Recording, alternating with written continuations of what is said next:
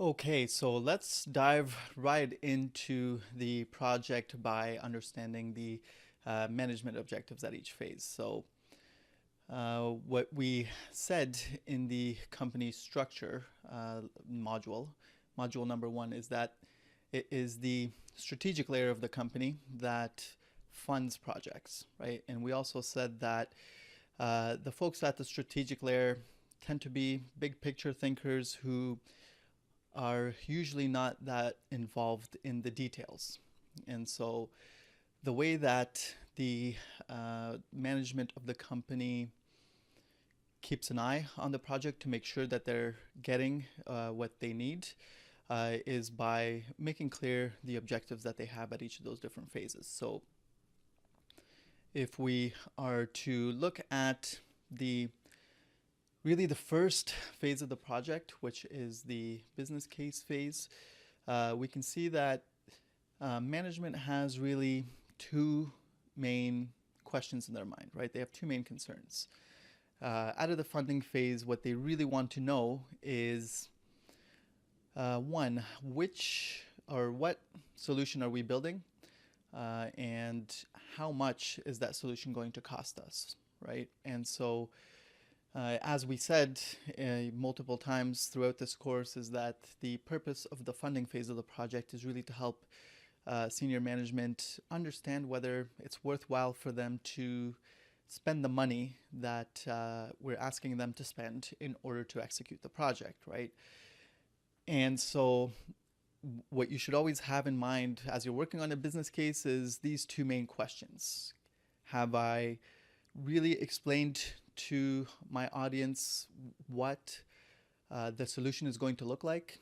And is there something in the business case that gives them an idea of what that solution is going to cost? Now, the cost side of things isn't always the business analyst's responsibility. So this again depends all in the situation that you're in. There may be some companies where they expect the BA to do the costing part of this, and there will be other situations where that will actually be the project manager's job or the BA manager's job, or somebody else who is not the BA, who is actually looking at the output of the business analyst and putting that cost information together. Now, the bridge between the funding and the execution phase is really the planning phase. And in the next lesson, we're going to see exactly what the BA actually does at the planning phase. But moving on from there, what we can do is actually look at the management concerns at the execution phase of the project. Now, the execution phase is really the phase of the project that consumes the majority of the project's resources. It is the phase of the project where management has actually decided through funding that they're going to pay for the project, and execution is where all of the work gets done by the team. And so what management is really concerned with during the execution phase is what does the solution actually look like? And so I know this sounds like a repeat of the concern number one that we talked about, but really what they want to know in this part of the project is what does that solution really look like in detail, right? Because in the execution phase of the project, what you're doing is you're going through all of these different subphases, like requirements and design. The project goes through the build, the test, and possibly data migration, but then they'll do training and user acceptance testing. And as you're going through the requirements and design part of this, you're really detailing out that solution in really an excruciating level of detail sometimes. And so management a lot of times wants to have a sense. They don't necessarily need to see it, but they need that confirmation from their operations folks that whatever the project is planning on building is actually going to satisfy the need, right? And so management at that point is thinking to themselves, are the details that you're providing actually going to meet the business need? The second major concern that they have at this phase, so overall our fourth major management objective, is around the risks that project execution faces. So When you're executing a project, things can get very hectic, and there is a lot of inherent risk in software development. Software development is a very complex process that has a lot of different moving parts to it. And unless you have a really solid team who knows exactly what they're doing, with a project manager who has good control over that process, things can start to fall apart very quickly. And so there is a massive amount of risk in software development projects. And that's just not because of any one specific person, but that's just the nature of software development. And so what management always has in the back of their mind during project execution is that have we identified all the major risks that are associated with executing this project, and what are we doing to manage those risks? And a lot of this risk management falls on the shoulders of the project manager, but as the BA, you feed into that process quite significantly, because there is, in the requirements process itself, there is a lot of things that can go wrong. And so your job as a BA during project execution is to make sure that anything you see going wrong is very clearly communicated to either your project manager or to the project steering committee or anybody else who has the vested interest in that project. And as long as you're doing that, you're escalating issues, you're really fulfilling your obligations as a BA to help management achieve that objective, or to alleviate that concern that they have.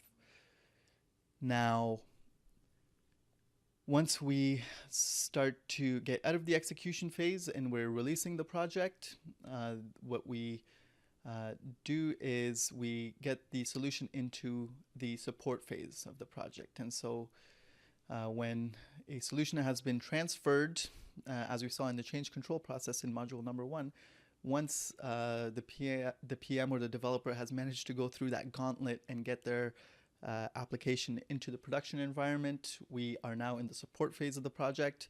And the support phase of the project or the solution lasts as long as the solution itself does. And so there's always constant maintenance and upgrading of the software to make sure that it's doing what it needs to be doing.